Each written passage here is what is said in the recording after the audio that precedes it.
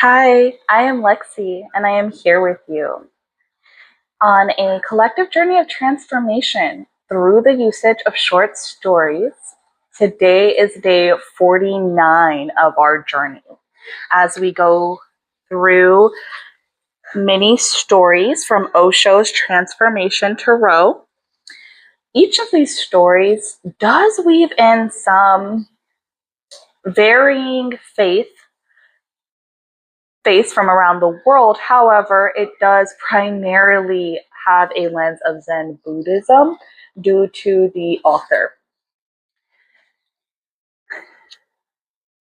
The time of me recording this is a Friday, right after experiencing the Pisces lunar eclipse of 2026. Regardless of if you are catching this live in that moment as this sequence is going is irrelevant, as all these messages are timeless. Do know, if you happen to be here now, it's for a reason. Of course, test this with your own discernment and bring this back to the creator, myself, these messages. Is this for me? How is this fitting into my life right now that I need to know? And before we jump into the story, I'd like to just take a few moments to center and ground with one another as we enter into, again, in this moment, the upcoming weekend. And with an eclipse and full moon, sometimes that energy can be a little unsettled. So, as you're here with me, let's take a nice slow deep breath in through our nose. Hold and let everything go. 2 more together. Deep breath in through your nose. Hold and exhale. Let it all go. 1 more deep breath in through our nose. Hold. Bring the shoulders up to your ears and exhale, roll. Let it all go. Let it go. The message itself, as for day 49, I find very timely, relevant, and maybe for you, a different perspective of your situation. We have gratefulness, a number 29. Prior to jumping into the story, let's just break down what we see in the numerology here. 2 can carry that energy of polarities. The Pisces sign is known with 2 fish astrologically. And the number 9 has a endings type of energy here. So we choose to end this cycle, to have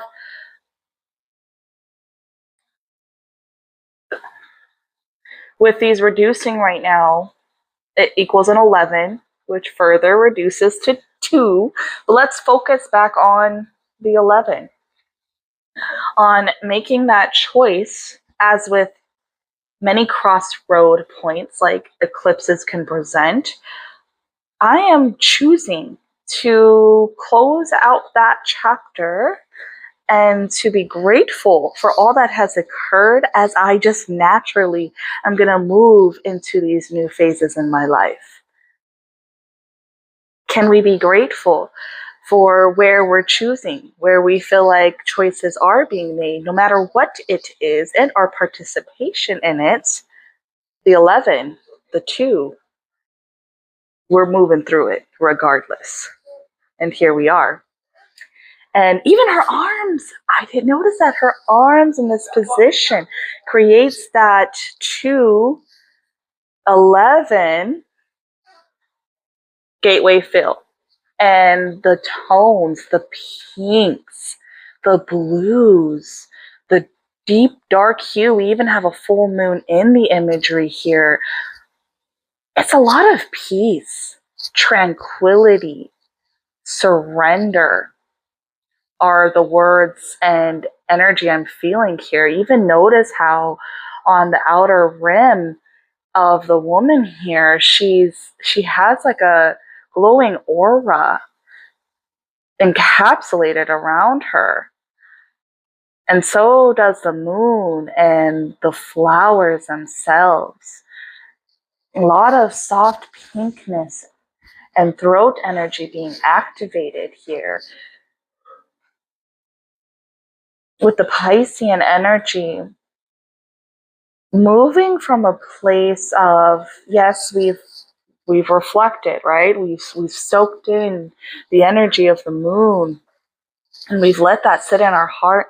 And you may speak this out, but rather than just like verbal speaking, I just feel expression of gratitude. It doesn't even have to be words where for you to exude your appreciation for life, your circumstances, and what is to come and what has happened. Here's the story.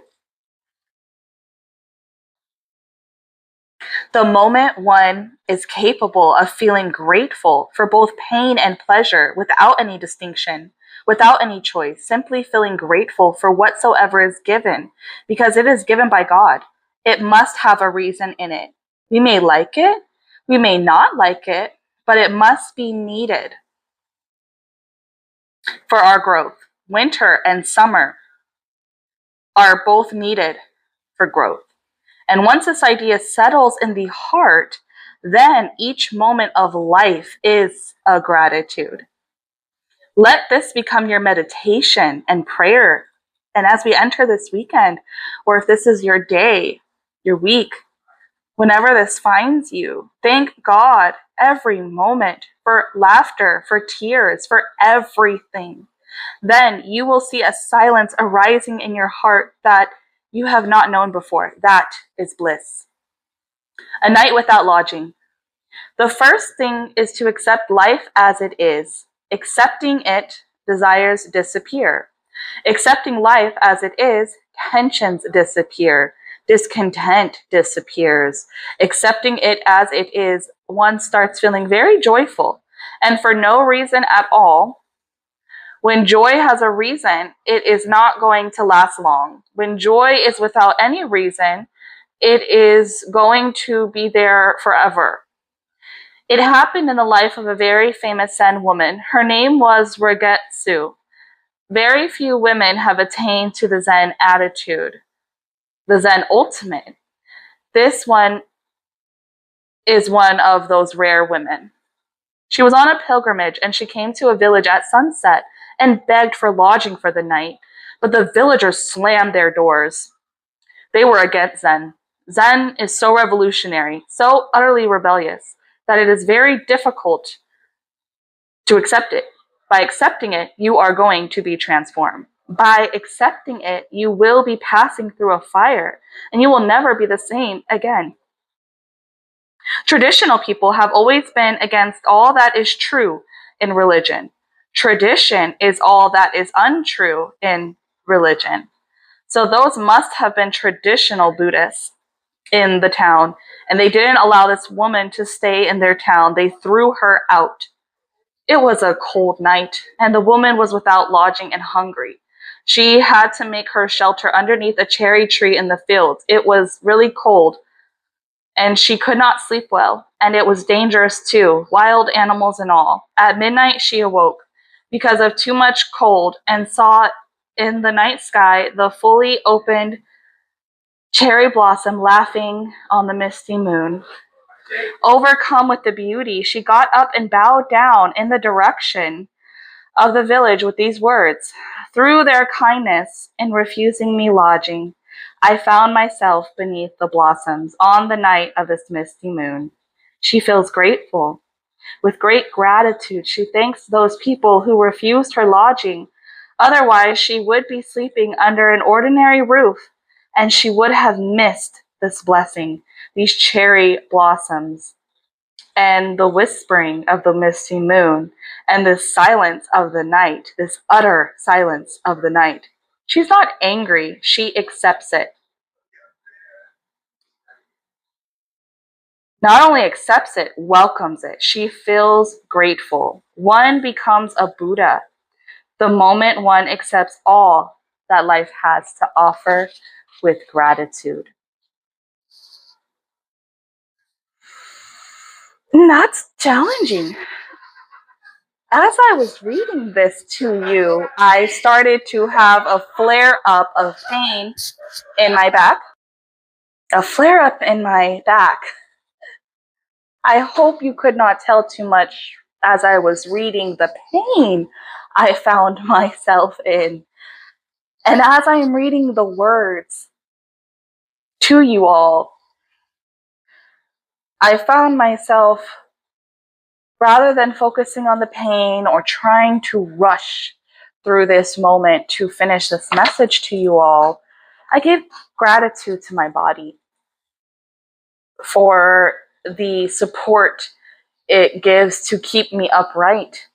It's a big signal I take to, stretch today, to love on myself some more.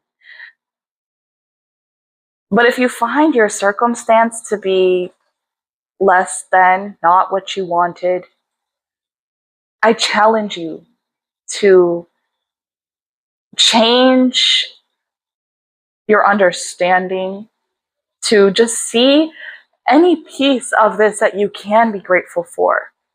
As a matter of fact, just to give another mini example, I'd love to hear if you have any further in the comments to help us all.